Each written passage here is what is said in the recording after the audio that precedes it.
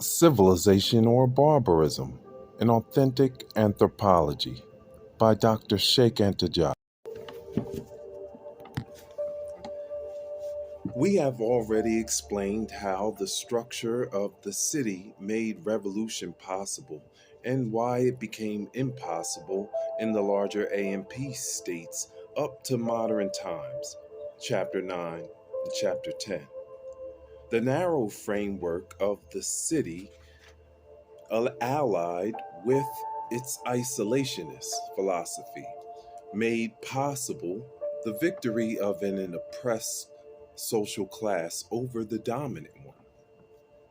We have seen that the revolution was the act of the disinherited, free lower class in those cities and not the act of slaves. So much so that at Corcyra, when the revolution broke out in 427 BCE, the two parties each sought help from the slaves according to Thucydides. The present difficulties encountered by world revolution are to a great extent linked to the AMP character of the modern states on the double plane of the size and complexity of the wills and structures of organized intervention. The United States, Europe, etc. Hence, the defeatism of many revolutionary movements and the appearance of a new class of theoretic, theoreticians of this special situation, Herbert, Marcuse, and others. Revolution progress and democracy disappeared from continental Greece from the unification by Philip of Macedon until our time. Strictly speaking, the revolutions of modern times should have broken out first in Greece, where, all things considered, the cumulative effect ought to have been much more intense. But the first revolution of modern times would explode on the outlying island that inherited the least from Greece and Rome in Europe.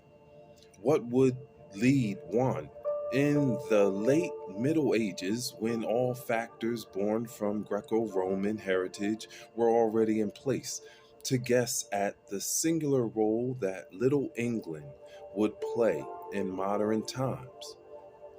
This, even when taken into account the cultural role of the monks, such as the Englishman of Alcuin, who was the moving spirit of the Carolingian Renaissance. The history of England illustrates the role of human will in the grappling with economic factors in order to forge the destiny of people. Kipling said, "My Romans are gone. To build a new empire, I shall choose a rude race, all masculine with British strength."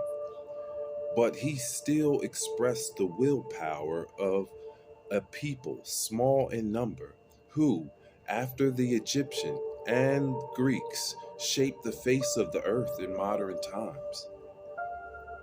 Why did the revolution not take place in the African city states that have existed in history? As an initial response, one could point to the difference in agrarian conditions.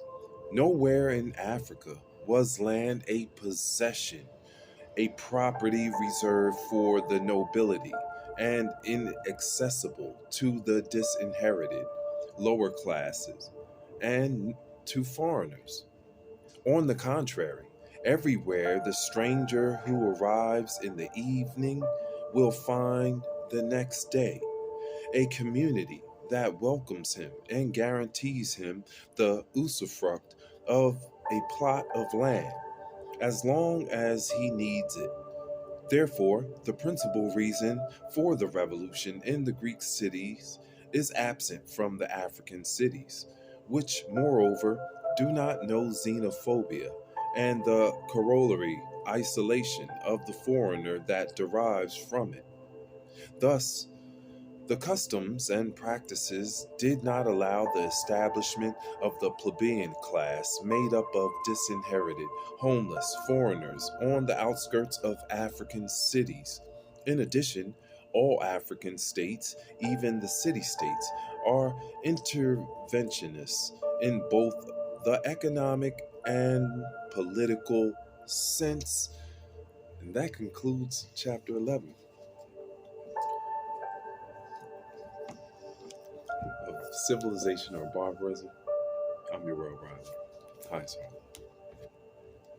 We'll continue.